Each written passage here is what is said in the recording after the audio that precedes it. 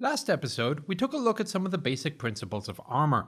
This time we're going to look at how to generate that shell armor interface mechanic. Knowing how good ammunition is at penetrating armor is of course entirely academic if you can't put steel on target in the first place.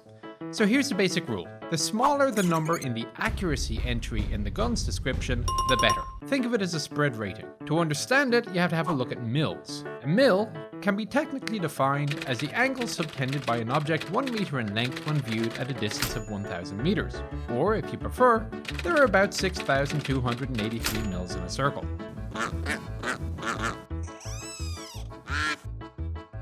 In World of Tanks, gun accuracy is given in tens of mils.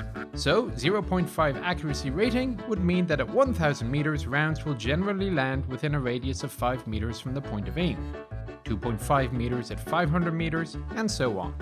In game terms, this is represented by the size of your aiming circle into which you can expect most of your shots will go.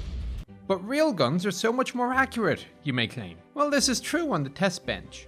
But there are a lot more variables, which mean that no gun has ever proven as accurate on the battlefield as the sales brochures claim. The first matter is that on the test range, the gunner doesn't have any major psychological distractions. Although it can certainly be unnerving to be demonstrating in front of a party of general officers, it can generally also be considered that on the two-way firing range, stress levels and pressure will start to dramatically affect your composure and capability. Guns generally fall into two categories. The first type of gun is a long-barreled high-velocity cannon. Relying primarily on the kinetic energy effect of the round, this gun tends to be more accurate for two reasons. Firstly, because the time of flight is so short, you don't need to lead the target as much, and the target thus has less time to dodge. Guns such as the L100 needle rifle on the Panther, or the 105mm on the M4 Revalorisé are perfect examples. Secondly, the flat trajectory results in being much more forgiving over just how much elevation is put into the gun. The second, the short-barreled low-velocity cannon. For this, the perfect example is the 152mm on a KV-2.